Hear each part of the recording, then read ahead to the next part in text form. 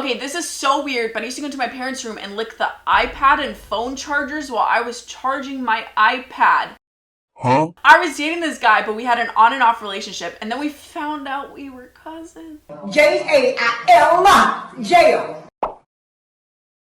Hey guys, it's Sharon. Welcome back to my channel. Have you ever done anything like super embarrassing that kind of just made you sit there and reevaluate your entire existence? Yeah. Same. But today it's your turn. I asked you guys to send me your most humiliating, secondhand, cringe-worthy stories, and oh my god, y'all did not disappoint. I mean, you might have like disappointed yourselves, but not us.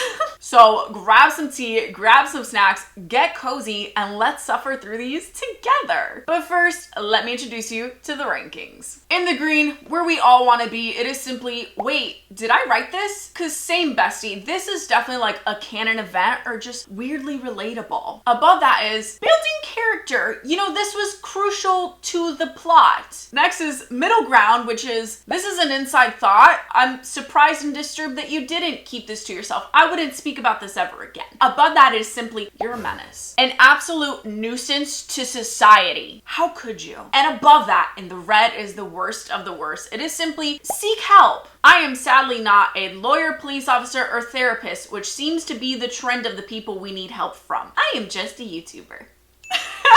Now let's get into these. When I was in 7th grade, I needed to pee before I went home. The girls' bathroom was filled to the brim. After waiting for 10 minutes, a stall opened up. The toilet was slightly too full with toilet paper and piss, but I needed to go, so I got over it. I pee and flush, as one does. It overflowed so badly, it filled the bathroom by 2 inches and a dookie came out of there. Walking out of that stall was worse than death. Oh my god, I didn't even think about that. Ew. Not only is there dookie overflowing out of the toilet, you are now standing and walking in that dookie water.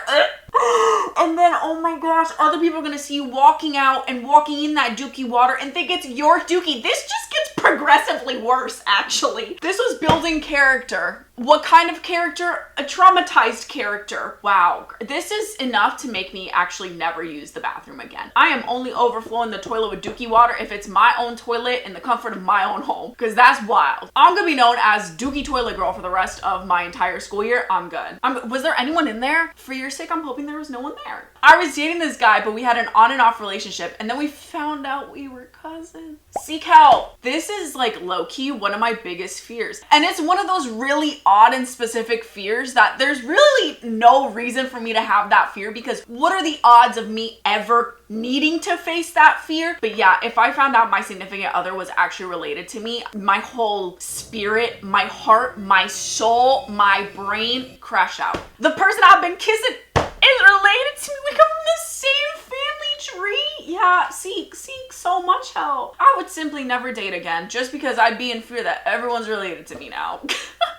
On Valentine's last year, my school was doing this thing where we bought Valentine's cards and candy and sent it to someone. I sent one to my boyfriend at the time. When he got it, he started cussing me out in front of the whole class, saying he's only worth $5 to me. He then threw the card and candy at me and dumped me. I asked to go to the bathroom because I was crying, and when I stood up, there was a blood stain on my chair. He humiliated me in front of the whole class by saying, "You got one Valentine's Day color right," and pointed out the blood to everyone. Homie, screw you. Oh my god, seek help. First of all, how do you know I didn't have any more Valentine's Day gifts for you? Like, you just assumed. Do you know what it would have been like if I had like a giant stuffy in my like locker, or like a new video game in my locker, or just a really nice gift for him in my locker or in my backpack that I haven't given him yet, and he's over here cussing me out, verbally abusive to me in front of people, and then humiliated me about my period, a natural bodily function? Trash. Absolute trash. And it took itself out. And that's what matters here. You deserve better, sis. Period, sis. Also, at least she got your ass something. Anyways, okay, this is so weird, but I used to go into my parents' room and lick the iPad and phone chargers while I was charging my iPad. Love you too. Huh? Why were you doing this? Were you hoping to like get electrocuted, or like maybe get some new superhero powers where you could like taste and create electricity? Did it taste good? What did it taste like? You know, I don't understand how we got here. I don't. You're a menace. Who looks at a charger and they're like, I'm gonna lick this. What is wrong with you? What did this charger ever do to you? Stop it! I would feel some type of way if I went to charge my phone and someone slabbers all over the charger. Alrighty. I brought my crush a chocolate bar for Valentine's Day. I gave it to him and he said, "You're ugly, but thanks for the chocolate," and walked away. Boom. Roasted. Was that necessary? Did you really need to include the "you're ugly" part, or could have you just said, "Thanks for the chocolate"? Babes, you know, sadly it's building character, and I'm only saying that because rejection is a part of life. You know, if you get rejected next time, hopefully they won't be as mean, but not. We were building character. This just makes you stronger, and this just makes you realize your crush was a bully, and maybe that chocolate makes him nicer. You know, maybe it's like a Snickers. That's what he needed. He's not him when he's hungry. And that's the last time I gave someone chocolate for Valentine's Day. Okay, so when I was in 6th grade, I had this English teacher who was like very rude and also racist. What a combo. So my friends decided to add Gorilla Glue to her chair. I didn't want to join, but they made me join anyway. And when she sat on it, she literally started screaming and the principal called the ambulance and she was like hospitalized for 3 weeks. I didn't get caught, but most of my friends did, and they got expelled immediately. I'm sorry, hold up. Sitting on Gorilla Glue gets you hospitalized for 3 weeks? What the? But she was racist, so honestly, if they're a crappy human being to begin with, can I just humble them a little bit? Like, you know, I'm just helping karma a little bit. I do still have to say menace, simply because Gorilla Gluing someone's ass to a chair is wild work. But I guess the lesson here teach is maybe we shouldn't be rude and racist. Have we ever thought about that? My embarrassing story is not subbing to Just Sharon sooner. Honestly, yeah, that's pretty freaking embarrassing. If you're not even subscribed to Just Sharon me, what are you doing? Do you like being humiliated and being embarrassed? You should subscribe right now so you don't feel that way. Thanks. Love ya. God, what have you done? Every Valentine's Day, me and my BFF make fake love letters and put them in people's lockers. Once we did it to my friend who had a huge crush on this boy, but it went south and she ended up asking him out at lunch in front of the whole school with a sign and everything and got rejected. I'm really sorry, Emily, but I love you too. Emily though, I don't know if Emily loves you that much. Does Emily know you guys set her up? Say, ooh.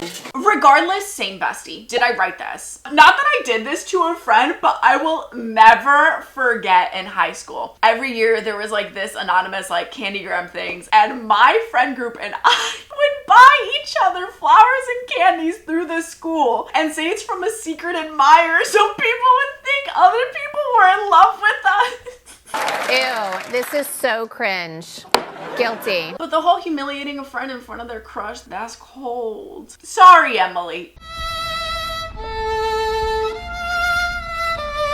So I just finished my period, but I got it again at school. The worst, right? So true, bestie. Anyways, so I wrapped the underwear in this plastic bag and kept it in my bag. I forgot it there for a while, and once the principal asked to check our bags, she opened my plastic bag and displayed that bloody underwear to everyone. Ew. And that's what you get for going through my bag, principal. So horrible. On one hand, it's a natural bodily function, okay, and I bled through my undies. What was I supposed to do? Stick around in my bloody undies or change, you know? But then I'm like, oh my gosh, the entire school just saw my bloody undies. Was that necessary? No! So we're building character. We're furthering the plot. You know what? Character and plot, we're furthering accepting periods. We're normalizing bloody underwear. So maybe we should be saying thank you, principal, for being nosy and going through my private property like that and needing to show everyone my bloody undies. Hopefully this will make them more accepting of bloody undies in the future. Thanks. When I was around 10, I knew what a period was, but I didn't know how it would look to get your period. There are public bathrooms in my apartment, so I took my mom's used pad from the dustbin and went to that bathroom and unwrapped it and touched it. There was also a dustbin in the cubicle obby, so I threw it in there. I'm sorry to all of you guys. I love you too, but I'm kind of concerned. This is definitely an inside thought. This is something I would have kept to myself for sure. Something I would have never admitted, something I would have denied happened. You know, denial is a river. What do you mean you didn't know what a period would look like? It's blood. It looks like blood on a pad. And you just tell me you over here just like handling your mommy's dirty, bloody, stinky pad with her coochie sweat and her period. Okay, don't repeat this to anyone else, okay? My friend and I, before we were friends, dated the same person at different times, and he broke up with her on Valentine's Day. He told her he wasn't ready for a real relationship and might be gay, which is fine, but then he dated me about a month later and he broke up with me 3 days after my birthday and told me the same things. He then proceeded to get with one of my other friends for like 2 days, and then he tried to get with 7 of my friends over that summer. The girls and I are friends and have been ever since that, and we now know he was just a player. Hold up, 7 people in one summer? I didn't know we had Pete Davidson over here. I don't get it. Why break up with someone on He's breaking up with someone on Valentine's Day so he doesn't have to, you know, buy like roses and chocolates and go on a date and stuffed animals and stuff like that. Okay, why break up with someone after their birthday? Why not before the birthday? So, you know, you don't have to buy a birthday present and birthday cake and birthday dinner and stuff. Actually, the biggest question here is, why is he saying he might be gay as an excuse? I don't understand that. So I am asking him to seek help, because homie, why can't you just break up with people? You don't need to be like, I think we should break up because I might be gay, and then proceed to date 9 other girls. Did you not think I would not find out? We go to the same school, bro. I've never heard this from any gay person. No. Weird. I don't know if he's a player or just confused or just a menace or all of the above. Homie sus. And also trash. One time, it was Saturday. I had a basketball game that day, and after my first game, I had some discharge, so I put toilet paper in my underwear. Long story short, I played my second game and it fell out. The ref said, I think there is something on the floor, and then they picked it up. I had no idea if they know or if anyone knows it was me, but I hope not. Oh, did I write this? I hate it, but I feel it. Okay, so whenever like I'm out and about and I don't have panty liners and there's a little bit of extra discharge, I'll grab toilet paper and just be like, nah, because I'm not in the mood to clean some panties when I get home, you know? And I'll never forget, I did it before I went swimming. And then as I was in the pool, the toilet paper floated out. Oh my God, what is that? I think that's like a canon event though. I mean, like... Let's just hope, you know, the ref stays clueless. Yeah, I would have had a little bit of a crisis too. Mainly if I was the ref. Last year, I wanted to send an anonymous candygram to my crush on Valentine's Day. He received it, but the girl who was handing them out pointed at me and whispered, "She likes you." And I just had to awkwardly tell him she was joking. Why would she do that? Sis, it is called an anonymous candygram for a reason. How you gonna out me like that? You tell me I paid you money to send an anonymous Valentine's and you're gonna take my money and then expose my ass? Refund! You know, maybe it's building character for you. The other girl though, a menace, for sure. Maybe she was trying to do you a solid, or maybe she was trying to embarrass you. We don't know. Was she a girl's girl or was she an anti-girls girls? That's what we don't know. I'm watching you, Wazowski. Always watching. I'm sorry, bestie. One time I submitted a fake secret as a joke and it made it into the video. Y'all did not just say that to me. Sometimes I'll be reading submissions and I'm like, no way this actually happened. And I'll get some really ridiculous submissions that I'm like, now I know you're just like lying out your bum, sis. I'll get like submissions that are like, I had a baby with my boyfriend's sister and then her cousin married me and then grandma told me she had a crush on me, and I'm like, y'all think I'm stupid? I mean, apparently silly enough to actually fall for a fake secret. It must have been really juicy and entertaining. So you know what, sis? You got me. And here you go again. But anyways, I hope you guys enjoyed this video. If you did, please give us a big thumbs up. If I did not get to share your embarrassing story today, but you would like to share with us, please do so in the comments below. And I'll also make sure to leave a form where you can send in your embarrassing stories for next time, which if you want to binge more episodes of this series, I have an entire playlist on my channel that you can go binge. Now shout out of the day goes to Paisley. I got you, sis. Look at that. Maybe dreams do come true. And of course, if you're not subscribed yet, but you enjoyed the tea and you giggled or chuckled at the tea and you want more tea where this tea came from, please subscribe. Thanks. Love ya. I hope you guys stay safe out there. I hope, you know, you don't have to change your identity and move to a different country because something utterly embarrassing happened to you. But at the same time, I also kind of hope it happens because then I get to keep making more of these videos and sharing your tea. So, love you guys. See you next time. Bye.